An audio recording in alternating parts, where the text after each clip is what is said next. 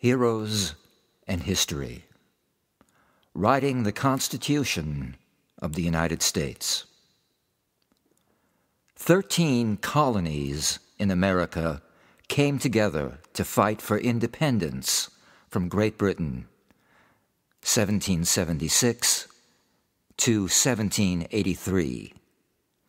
They worked together during the war, but after the war, there were problems. There was no president. There was no way to collect taxes. Each state printed its own money. It was difficult for the people in the states to trade with each other. Each state had taxes on things that other states wanted to sell. States quarreled about their land and their borders. Some states wanted to break up into separate countries, but if the states didn't stay together, they would not be strong. A foreign country could easily defeat the states one at a time. The Constitutional Convention. In May 1787, the states sent delegates to a convention in Philadelphia, Pennsylvania. The 55 delegates decided to write a new constitution. They had just fought a war to be free from the tyrant, King George III. They didn't want to give too much power to a new central government. The Founding Fathers. Important leaders like George Washington, James Madison, Benjamin Franklin, Alexander Hamilton, and Gouverneur Morris were at the convention. These men are some of the founding fathers of the United States. The delegates chose George Washington to be the president of the convention. The delegates got ideas for the Constitution from many places. Some ideas came from ancient Rome and Greece. Some ideas came from great writers. Some ideas came from their own state constitutions. A long, hot summer. The delegates wanted to keep their talks secret. They kept the windows and the curtains of the convention hall closed. They worked through June, July, and August. It got very, very hot in the meeting room. Important questions. Should the country have a king? The delegates soon agreed that there would be no king. They would have a president. The new country would be a republic, not a monarchy. The delegates decided that a president had to be at least 35 years old. He had to be a native-born citizen. 3 branches of government. The Constitution set up 3 branches of government. Congress would make laws. The president would enforce the laws. The courts would decide cases where people disagreed about the law. The highest court would be the Supreme Court. Each branch had some power over the other 2 branches. That way, no person and no branch could become too powerful. Large states and small states.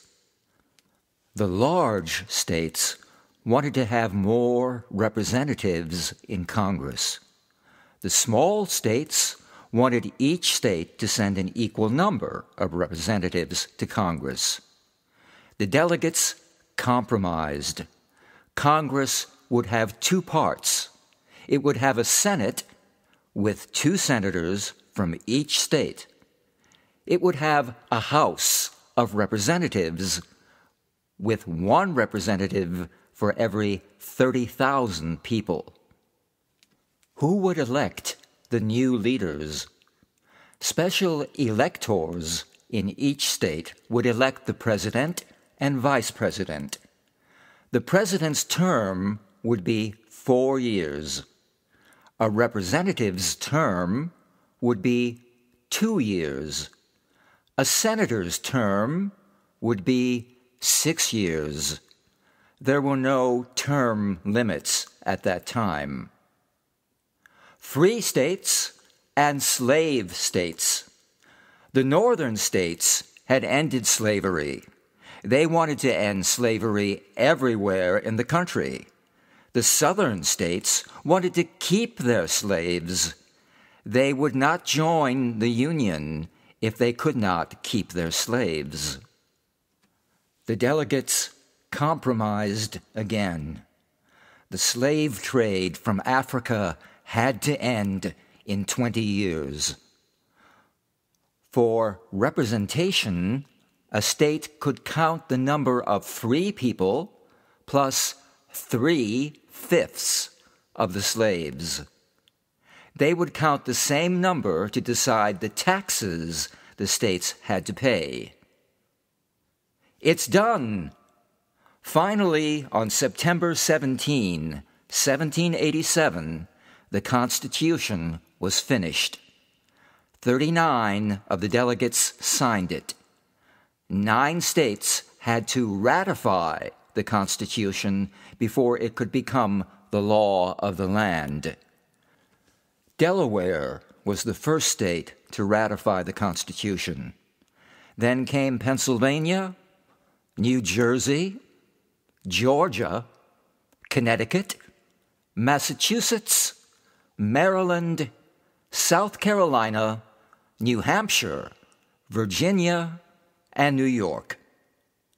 North Carolina and Rhode Island did not ratify the Constitution right away.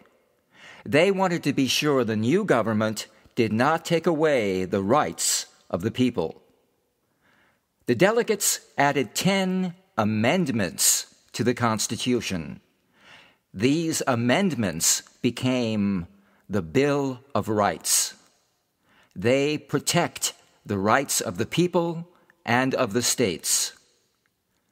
The first election for president took almost a month, from December 15, 1788, to January 10, 1789.